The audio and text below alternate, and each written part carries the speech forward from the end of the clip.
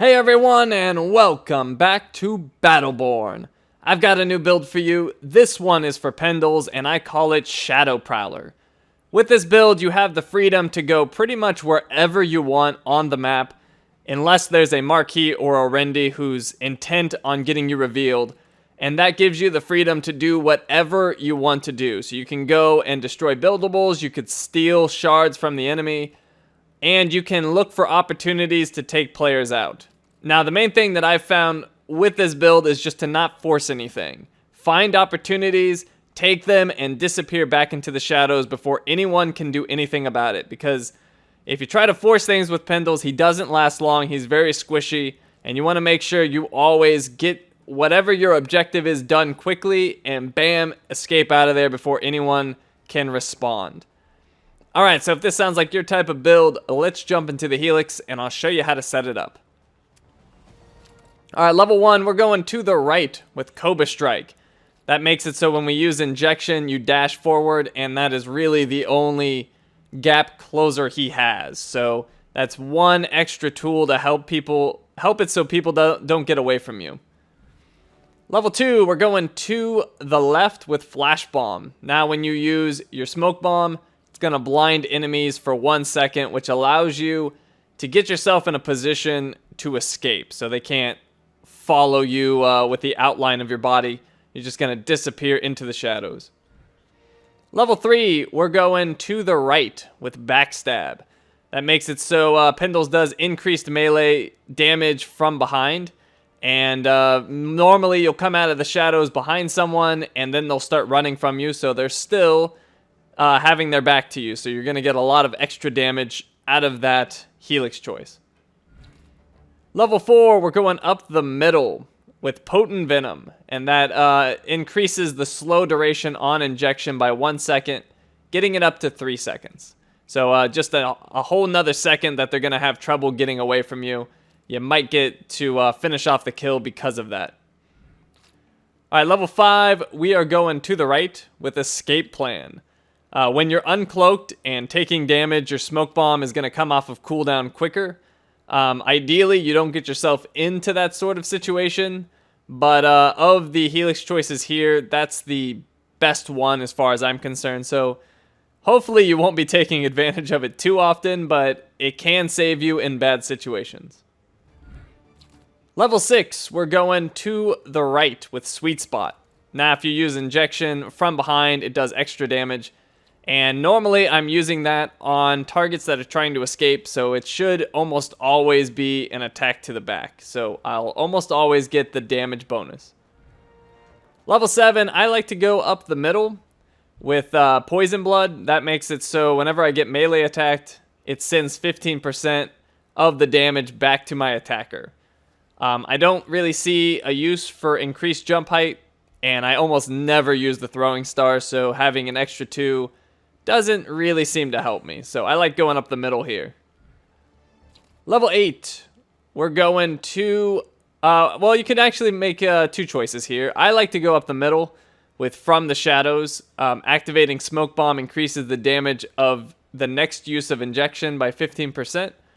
But the left choice is also a really good one. Bountiful Bombs reduces Smoke Bomb's cooldown by 20%. So whichever one you prefer. I like boosting my damage, so I go up the middle. But the left is a fantastic choice as well. Level 9, we're going to the left with Relentless Strikes. Now, Pendles melee attacks reduce injections cooldown by 0.5 seconds. Every melee hit you land, and that really helps out your damage quite a bit, especially when you use your ultimate, and it knocks down injections cooldown to 3 seconds. Knocking 0.5 a hit off of that already incredibly reduced time is insane. So that's the choice I like to make here. And then for level 10, you could go with either one of these. It depends on the situation. If you have a team with a lot of healers and you want to prevent their healing, definitely go with Necrosis. That's going to make it so they're wounded by Miasma's aura. Or you could go to the right if you want to do more damage, or more accurately to help finish off enemies with Venom synergy. While Miasma is active, injections damage is increased against enemies with less than 50% health by 20% damage. So I like taking the right more often than not, but every once in a while, I'll go to the left with Necrosis with heal-heavy teams. Alright, so those are the Helix choices I make. Let's jump over to the gear. Now this first set is my expensive set for Incursion and Meltdown modes. The first item I go with is this Survivor's Regrowth Serum, 7 health regen per second, and an extra 4.2 if I survive for 3 minutes. And as Pendles, I almost never die, so I usually get the full benefit of this item. Second item I go with is the Symbiotic Gauntlet. That gives me 8.84% attack damage, increases my maximum health, and gives me more attack damage based on my current health, which is normally high when I'm attacking someone because with Pendles you get the first hit on people more often than not. So you'll come out of the shadows and you'll start wailing on them and you're going to get that max damage for quite a bit before they respawn and start doing some damage to you, or they're just going to run away. So that item comes in really handy. And the third item I like to go with is the Vow of Zealous Fury. Attack speed, critical hit damage, and stacking attack speed every time I use a skill. And I'm trying to remember, I think the Symbiotic Gauntlet comes from, I want to say, the Sentinel mission off the Guardians, I believe. I could be wrong on that, but I believe it's from the Guardians on the Sentinel, either one. And the Vow of Zealous Fury comes from Rendain on the Heliophage. Alright, so those are the items I like to take for Incursion and Meltdown. If I'm going into Capture, I take this cheap set. First item is Artificial Vitae, gives me 7 health regen per second. Second item is the Hurricane, 8.4% attack speed. And the third item is a freebie, increases my movement speed at the cost of heal power. Alright, so those are my Helix choices and the gear I like to take. Let's jump to some clips and I'll explain to you how the level progression works with this build. At the start of almost every match, I make a beeline for the enemy territory and quickly take out a buildable. Then I rush back to help with the first minion wave. If I manage to get back in time to assist with the wave, then I get a big chunk of experience to start the match, which will help me to quickly get up to level 2. I almost never engage the enemy players at this point unless they're really low HP and I can quickly finish them off. I'm usually more concerned with roaming around to take out the enemy buildables, steal their shards, and then run back to help on minion waves as much as possible. At level 2 you get the blind on your smoke bombs, which helps to disorient players just long enough to allow you to slink out of their field of view so they can't find you in stealth. I'm still mostly unconcerned with players at this point, but should I engage one of them, there's very little risk to me because without some coordinated attacking and use of CCs, it's very unlikely that I'm going to die. If I do end up dying, it's likely that I made the mistake of staying engaged for too long, or I made a risky move to engage with my smoke bombs on cooldown. As Pendles, you should hardly ever die unless an enemy player has the capability to reveal you and uses it effectively. Most of my deaths on Pendles are situations I could and should have avoided. Level 3 gets you increased damage dealt from behind, and this ability makes me more confident in engaging players, especially squishy ones, with the hopes of actually killing them. I'll still avoid most high HP characters unless they've gotten themselves low, or I'm simply trying to scare them off by chipping some of their health away. Just remember that Pendles moves super fast while stealth, but when he's revealed, he's the slowest character in the game. One thing that helped me to get a lot more kills was to use the regular melee when I come out of stealth and start hitting someone, and only use the injection once that player starts to run away. This gives them a big hit and a 2-second slow, which gives you a chance to finish them off before they inevitably outrun you because you're so slow. Level 4 gives you Potent Venom, which increases your injection slow time by 1 second, bringing it up to 3 seconds total. That gives you another second of damage to try to finish off your targets, which helps a lot more than you might think at first glance. Also, with the ease and speed that Pendles can collect shards, you'll likely have your Symbiotic Gauntlet getting activated soon, if it isn't already, which will give you a big boost to your damage potential. Just remember that Pendles can't always get a lot of kills, especially against organized teams or teams with Marquis and Arendi constantly revealing you. Sometimes your biggest asset to the team is to keep enemy buildables down and deny them shards.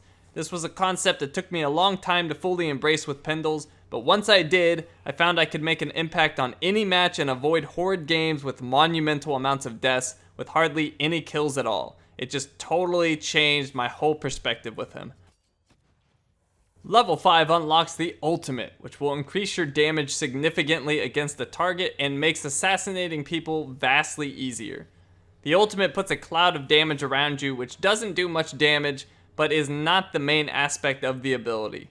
The important thing about the ultimate is that it reduces injection cooldown down to 3 seconds, allowing you to burst targets really hard and reapply your slows as soon as they wear off. Once you get the ultimate, you should focus more on player kills, especially squishy targets.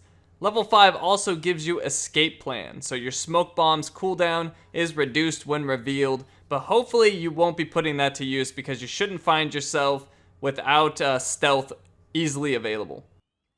Level 6 increases your injection damage when dealt to a target's back. This should usually be the case when using injection, as it's the best and really only ability that can prevent targets from escaping your reach. The only exception to this is when you're using the ultimate, because you'll be spamming your injection whenever it's off cooldown because you want to keep your targets slowed. But outside of the ultimate, you'll almost always be hitting people in the back. Level 7 returns 15% of all melee damage done to you back to your attacker. This doesn't change anything in your approach, and it certainly doesn't allow you to take melee characters head on.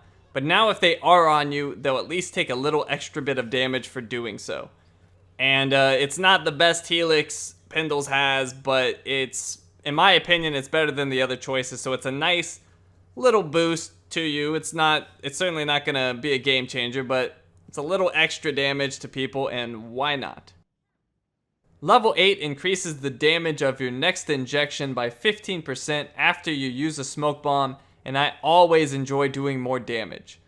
Sometimes I'll chase a target who's gotten low and they're running away from me. I'll drop the smoke bomb to speed up and catch up to them in stealth, and then I'll finish them off with the injection, so that 15% can help a lot.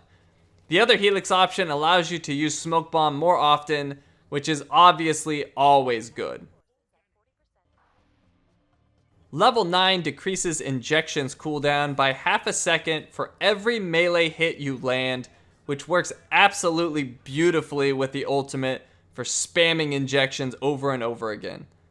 Level 10 is going to wound targets hit by your ultimate's aura, or if you chose the other Helix, it's going to cause you to do more injection damage to targets under 50% health that are in the aura. Well, there you have it, the Shadow Prowler build for Pendles. I hope you guys enjoy this one and learn the value of Pendles outside of simply killing players. If you take the build out, please let me know how it works out for you in the comments below. Thanks for watching, and I'll see you next time.